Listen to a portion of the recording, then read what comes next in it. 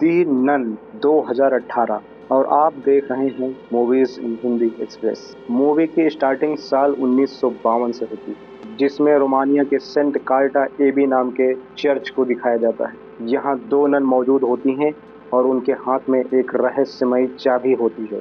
दोनों इस चाबी को लेकर फिनी ठगियो नाम के दरवाजे के पास जाकर खड़ी हो जाती हैं। तभी उनमें से एक नन घबराते हुए पूछती है कि क्या हम जो करने जा रहे हैं वह सही है या नहीं।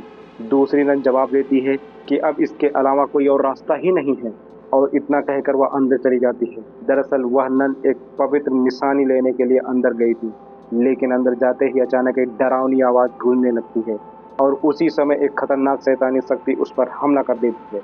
उसके शरीर पर अजीब तरह के कट्स और निशान बन जाते हैं। वह बुरी तरह घायल हो जाती है और खून से लथपथ हो जाती है। मरने से पहले वह चाबी दूसरी नन को देकर कहती है कि इस शैतान को बाहर आने के लिए एक शरीर चाहिए और अब यह तुम्हारे पीछे आएगा। इतना कहते ही अचानक उसे अंदर खींच लिया जाता है।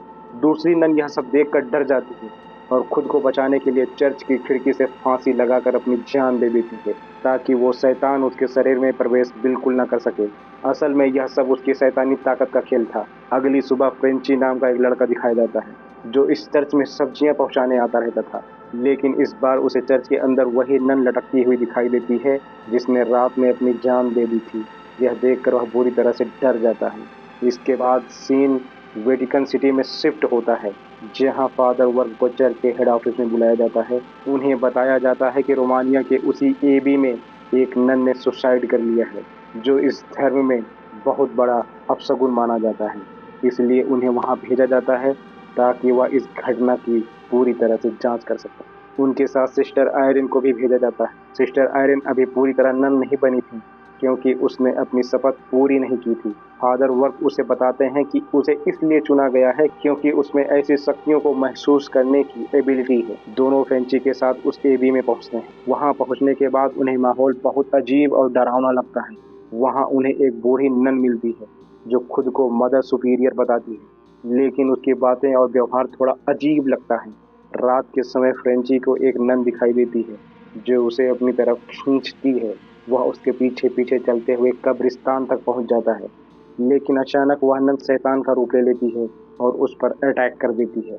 फ्रेंची किसी तरह वहां से भागकर अपनी जान बचाता है। दूसरी तरफ फादर वर्क सिस्टर आयरिन को अपने पुराने अनुभव के बारे में बताते हैं, जब उन्होंने एक बच्चे के शरीर से शैतानी शक्ति निकालने की कोशिश की थी, लेकिन वह असफल रहे थे और बच्चा मर गया था। आधी रात को फादर वर्क को वही बच्चा दिखाई देता है और वहां उसका पीछा करते हुए कब्रिस्तान तक पहुंच जाते हैं। वहां वह एक कब्र में गिर जाते हैं और फंस जाते हैं। उनकी आवाज़ सुनकर सिस्टर आयरिन कर उन्हें बचा लेती है। इसके बाद सिस्टर आयरिन एबी के अंदर जाती है और वहां की असली हिस्ट्री जानती है।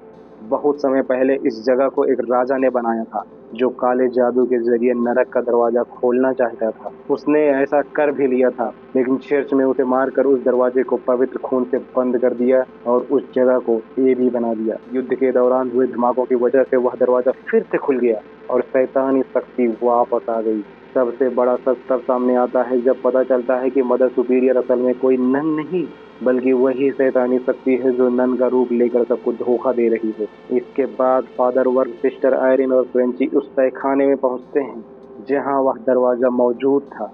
वहां पहुंचते ही शैतान उन्हें अलग अलग कर देता है और उन पर हमला करता है। सिस्टर आयरिन पवित्र खून का इस्तेमाल करती हैं और उसे शैतान पर फेंक देती हैं और वापस नरक में चला जाता है। इस तरह वह दरवाजा दोबारा से बंद हो जाता है। सब कुछ खत्म होता हुआ लगता है, लेकिन जाते समय फ्रेंची के गले पर उल्टा क्रॉस का निशान दिखाई देता है, जिससे यह साफ हो जाता है कि शैतान अभी भी पूरी तरह खत्म नहीं हुआ है। कुछ साल बाद वारेन और लॉरेन वारेन उसी केस पर काम करते हुए दिखाई देते हैं, जिससे यह कहानी आगे की फिल्मों से जुड़ जाती है। इसी के साथ यह खौफनाक और रहस्यमयी कहानी यहीं खत्म हो जाती है। अगली बार और गहरा खौफ। Subscribe to movies in Hindi express.